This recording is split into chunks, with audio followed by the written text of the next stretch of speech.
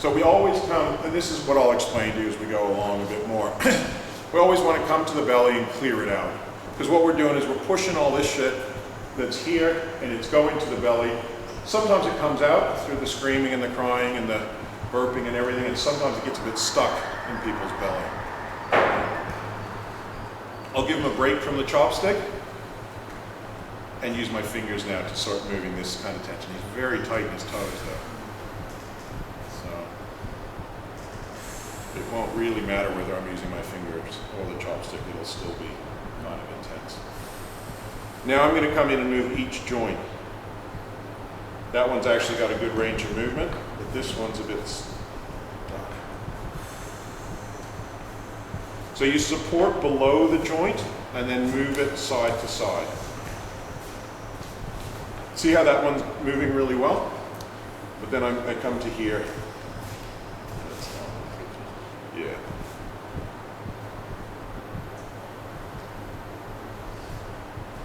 So I got that puzzle with my hands locked.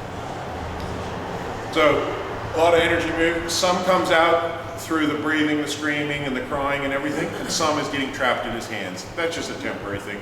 That's where you'll get, it'll feel like energy, and then it'll go into a tetany, you know? Nothing to worry about.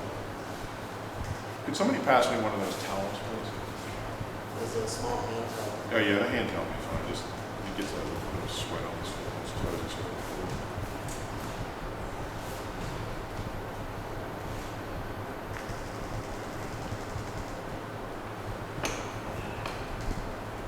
The main thing is, though, is that Art's enjoying the treatment, you know? He wouldn't go anywhere else with this. I mean, he came up from the Blue Mountains. Yeah, you don't come up from the Blue. He already knew. He's already done my advanced course, so it's not like he didn't know what he was in for.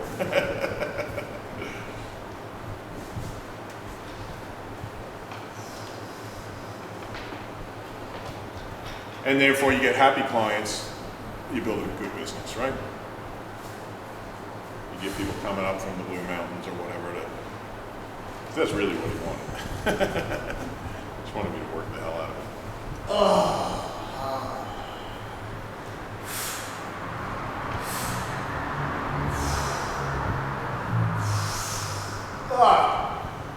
Well, that's the thing too, you know, if you get into it, you just really enjoy getting rid of all your crap, you know.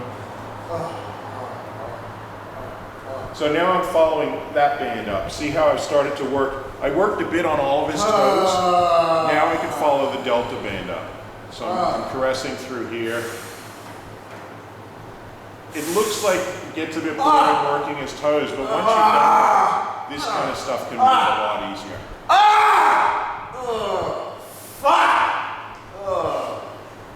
Yeah, you can see a bit more stuff coming out.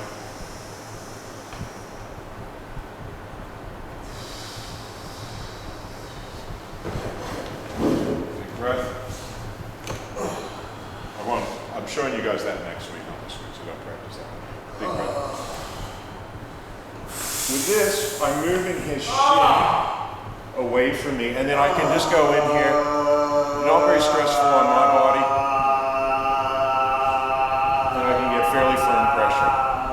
I always want to save my thumbs where I can.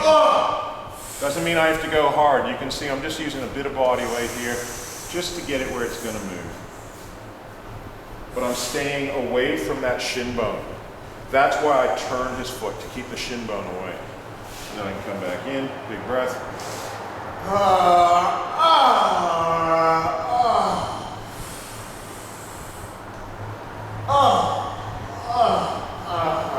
I can also use the palm of my hand. I can use my thumb and move that band like this. Okay? Work up here.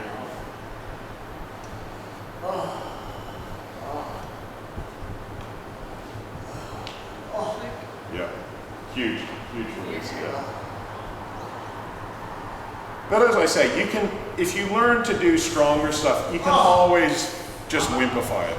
You know, just make it all a bit more fluffy and ineffective. It's quite confronting, isn't it? It is.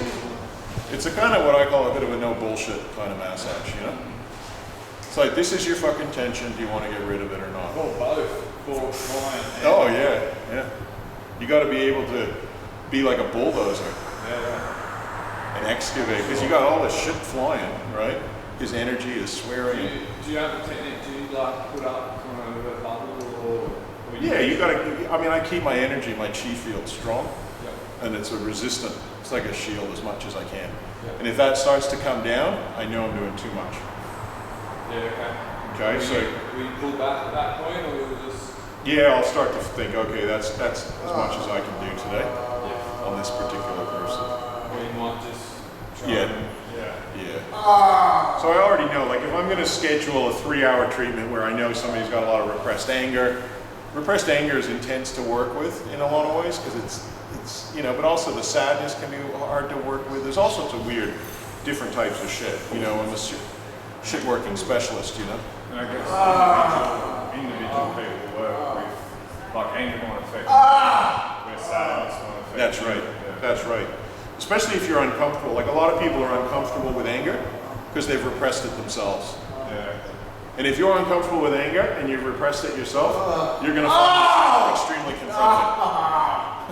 Motherfucker! See where I'm just like, fucking good on him. You know? I think it's great. Yeah. So it doesn't worry me because I'm comfortable. I've fucking done a lot of anger and I can scream way louder than Art does, you know? So because I've dealt with my anger and I know the healthy use of anger is to create boundaries and to protect yourself. For example, if somebody comes in here trying to beat you up, you're not going to be all passive with them, right? You want to get angry, you want to go, fuck you, I'm going to beat your fucking head in, you know? And that will then protect you. If you've ever been in any confrontations. It doesn't happen that much in Australia because basically Australia is like a bubble, right? Crime rate's really low, it's one of the lowest in the world, nobody has any.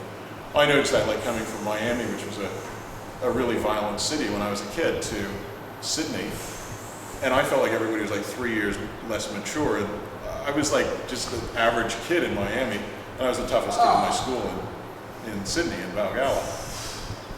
Because Australia is, you don't have fights much here, and they don't have armed robberies and people knifing you. It's not like South Africa or something. So you don't have to be tough. And people don't have revolutions against governments here. Good convicts, you know? Do what they're told. But in one way, you had an avenue to get rid of your anger, being in that environment, whereas here everything's so insulated, you don't have an avenue to get rid of anger. Is that right? I think the thing is, if somebody owns their anger, it makes a person far more empowered. And I think the best thing that a government can do is get people to disassociate from their anger. It makes them less empowered. And I think what happened after the American Revolution is the British government really realized with its next colony, Australia, they didn't want to have a revolution here, so they really wanted to disempower people. And just give them a lot of alcohol. I think that's the solution. Because otherwise people could get angry about a situation, have a revolution like they did in America.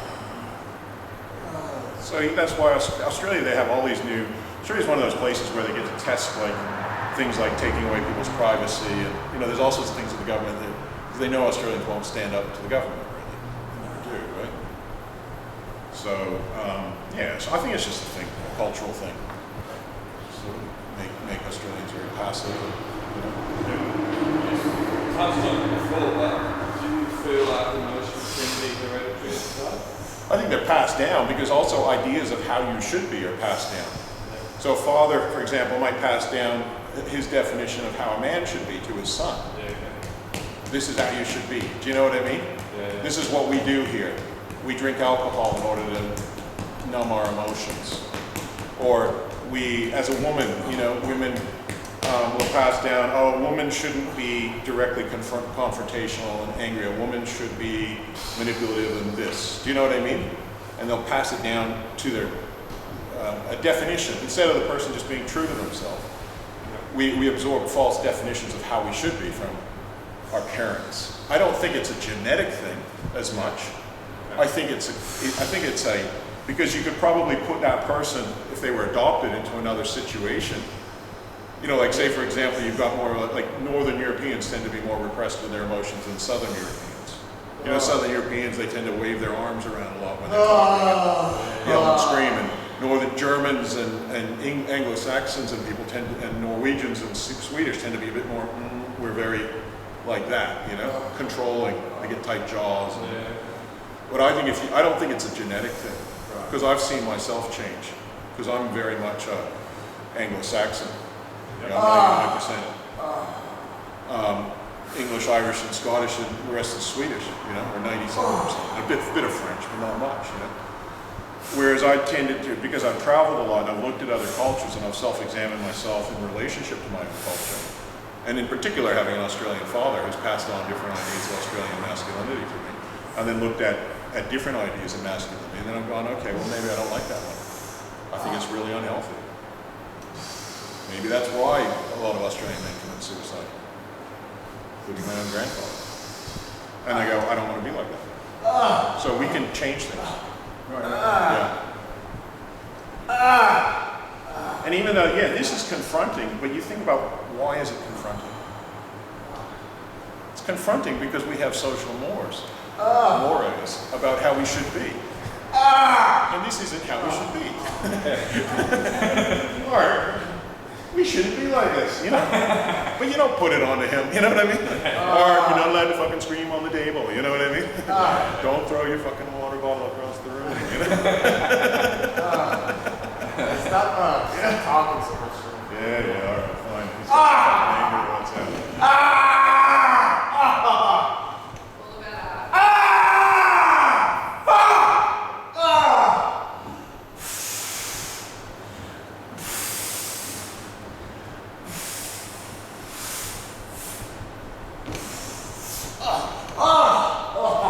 These are very powerful points. Above the knee. Yeah. Big breath.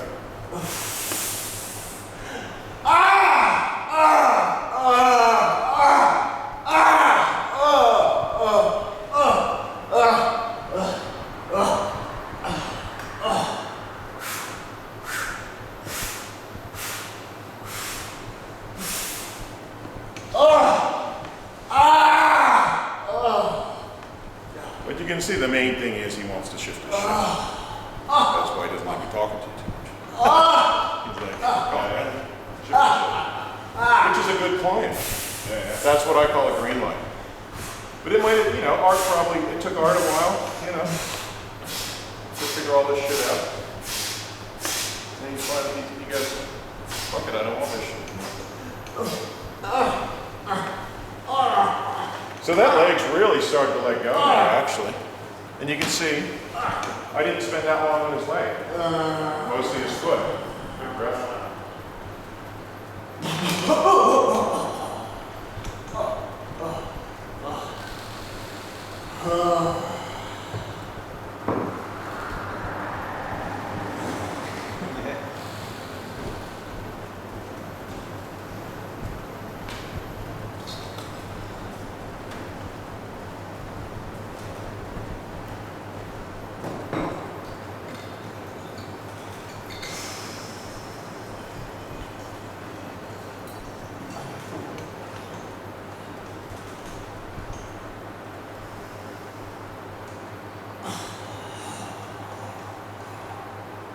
Things are really starting to shift now. It's great.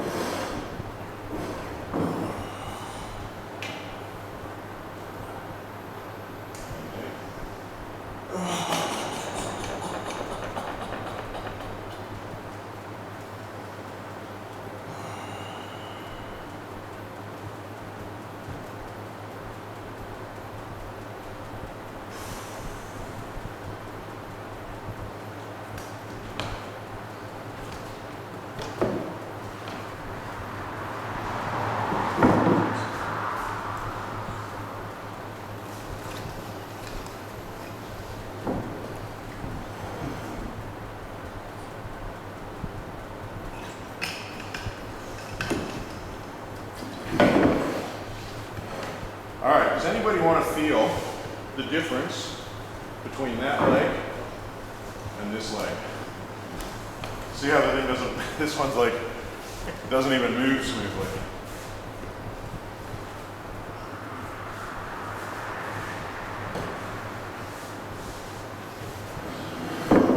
Can you feel the difference? Yeah.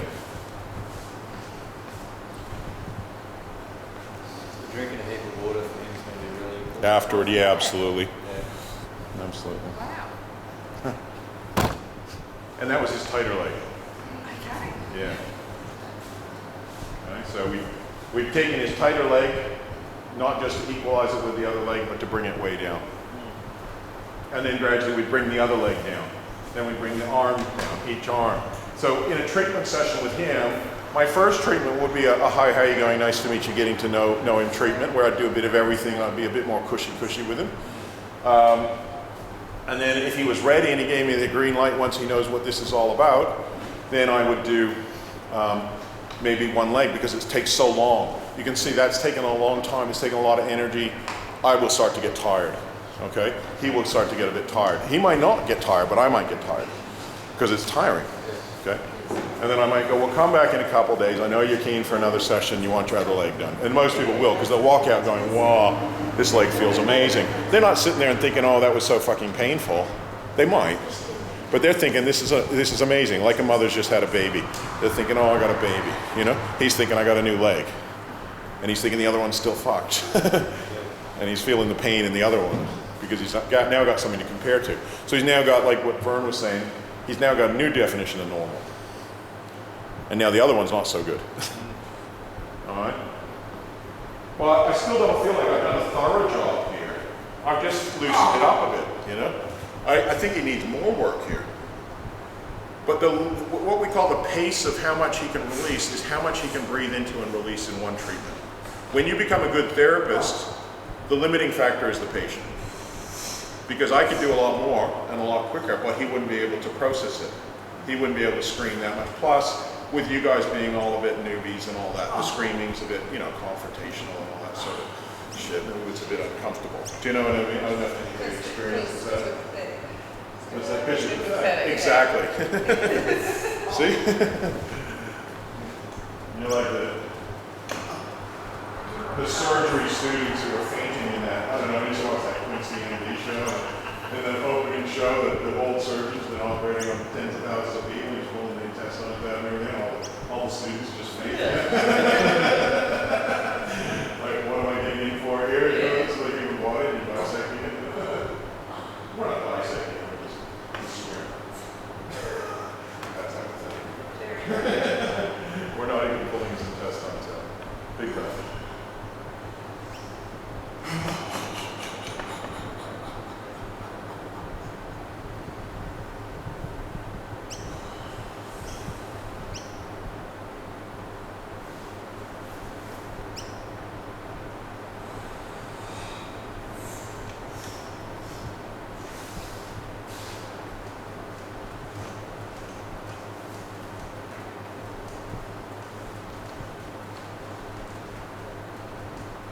All right, but I think that might be enough for this particular treatment.